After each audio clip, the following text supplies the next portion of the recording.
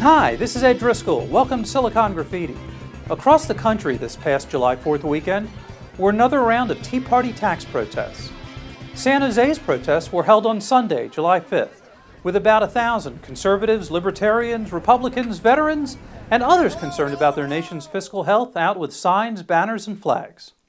To give us a sense of the events of this past Sunday, we're talking with Richard Geno. Richard, could you tell us a bit about your background? I'm president of the Conservative Forum of Silicon Valley. We started in the fall of '03. I was one of the co-founders, and I've been president ever since. And we meet once a month and have a forum where conservatives come to speak. We've had people like David Horowitz and Star Parker, Daniel Pipes, and Ward Connerly. Richard, what were your overall impressions of the Tea Party in San Jose on Sunday, July 5th?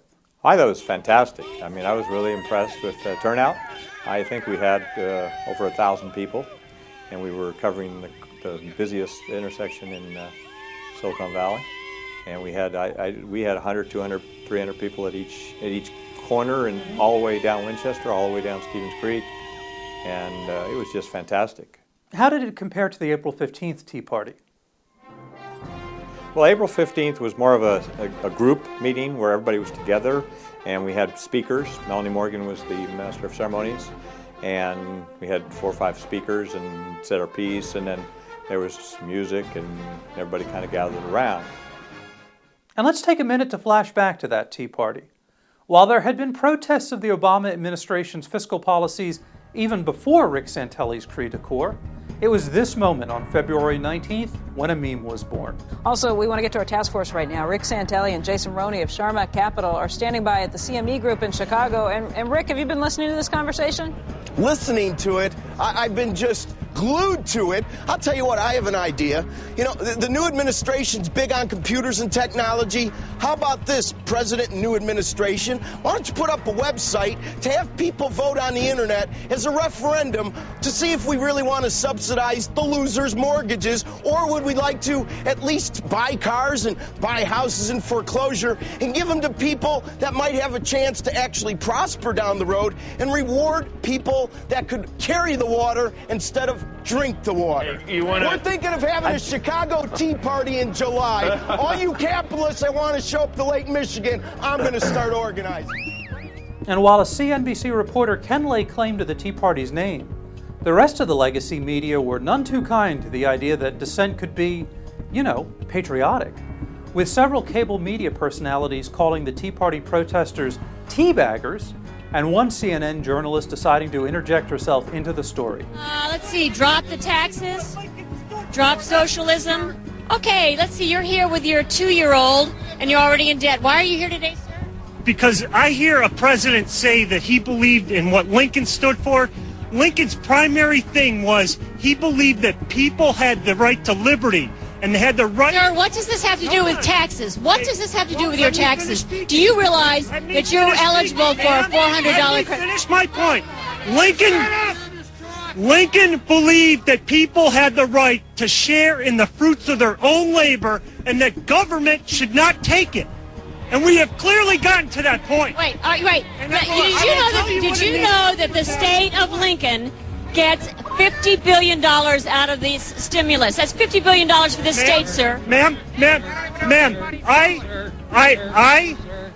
can you stop this, sir? Hold on. Okay, well, Kira, we'll move on over here. I think you get the general tenor of this. It's anti-government, anti-CNN, since this is highly promoted by the right-wing conservative network, Fox. And since I can't really hear much more, and I think this is not really family viewing, toss it back to you, Kira. With that background in mind, let's flash forward to July. Richard, how many people do you estimate attended the July 5th Tea Party in San Jose? I think this was many times more effective, even though we probably had about half as many people. We had a little over 2,000 on April 15th, and we had about 1,000 this time. This one was more of a protest operation where we were doing our placards. We had hundreds and hundreds of placards of cards and messages that socialism sucks and various other things like that. So it was a totally different venue. But I think We must have had literally thousands of cars honking, thumbs up, supporting us. So it's just really rewarding to see all that. What did you think of the counter-protest for socialized medicine at one corner of the intersection? Well, actually, when we first got there, they must have gotten there a little before we did, and there were probably, I don't know, maybe 50 to 100 people, and they were on all four corners, and then when we showed up on one corner, they got out of there, and then we moved across the street, and they got out of there, and they ended up being in just one corner, and we pretty much outnumbered them 20 to 1. Richard, how do you think they feel after being outnumbered by conservatives? That doesn't happen too often at Bay Area protests. No, that's for sure. I don't know. I'd have to be a mind reader, and I'm not.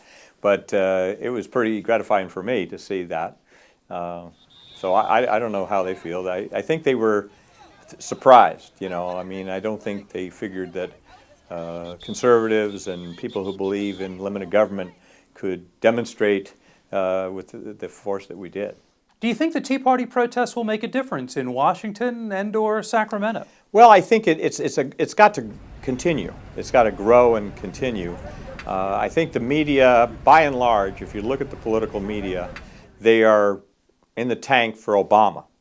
And so therefore, they tend to be more for the socialistic programs that are coming out from Washington and Sacramento. So therefore, they don't really cover us very well. I mean, we had over 800 Tea Parties on April 15th with estimates of 1.2 million people. You could argue that it was the largest spontaneous grassroots rally of protest in the history of the United States. You know, they made a big deal about the Million-Man March, which didn't have 1 million people, and they planned that for a year in advance.